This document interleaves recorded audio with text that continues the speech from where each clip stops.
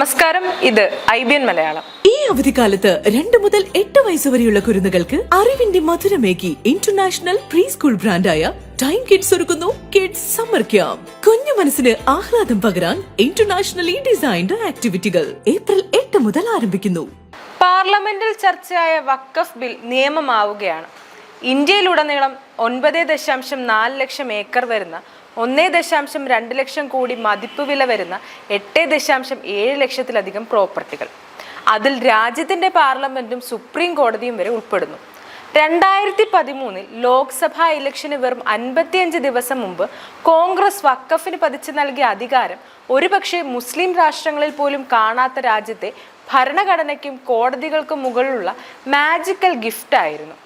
ഏത് പ്രോപ്പർട്ടിയിലും ചോദ്യം ചെയ്യപ്പെടാനാവാത്ത വിധം അവകാശം ഉന്നയിച്ച് പിടിച്ചെടുക്കാനുള്ള അധികാരം.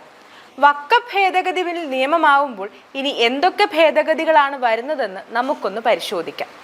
വഖഫ് ഭേദഗതി ബിൽ 2024 1995 വഖഫ് നിയമത്തിലെ 44 വകുപ്പുകളിൽ മാറ്റം വരുത്തുന്നതാണ് കേന്ദ്ര സർക്കാർ കൊണ്ടുവരുന്ന ഭേദഗതി. വഖഫ് ബോർഡുകളുടെ അധികാര പരിധിയും സ്വത്ത് വിനിയോഗവും നിയന്ത്രിക്കുന്നു. എന്താണ് ഇനി പുതിയ ഭേദഗതി? നിലവിലുള്ള നിയമപ്രകാരം ഭൂമി ഉൾപ്പെടെയുള്ള സ്വത്തുക്കൾ വാക്കാൽ വഖഫാക്കാം. പുതിയ ഭേദഗതി വരുന്നതനുസരിച്ച് കൃത്യമായ രേഖകളുടെ അടിസ്ഥാനത്തിൽ മാത്രമേ ഭൂമി വഖഫ് ചെയ്യാൻ കഴിയൂ. സർക്കാർ സ്വത്തുക്കളെ വഖഫായി കണക്കാക്കാനാകില്ല.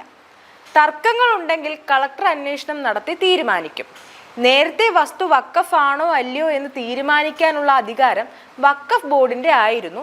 ഈ വ്യവസ്ഥ ഇപ്പോൾ നീക്കം ചെയ്തു. ബോഹ്റ, അഗഖാനി വിഭാഗങ്ങൾക്കും പ്രത്യേക വഖഫ് ബോർഡുകൾ വരും. മുസ്ലിം നിയമ വിദഗ്ധരെ ഒഴിവാക്കി. ജില്ലാ കോടതി ജഡ്ജിയെയും സംസ്ഥാന ജോയിന്റ് സെക്രട്ടറിയെയും ഉൾപ്പെടുത്തി. വസ്തുവിന്റെ ഉടമയ്ക്ക് മാത്രമേ അതിനെ വഖഫായി മാറ്റാനാകൂ. വഖഫ് ചെയ്യുന്ന വ്യക്തി ചുരുങ്ങിയത് 5 വർഷമായെങ്കിലും ഇസ്ലാമിക വിശ്വാസം പിന്തുടരണം.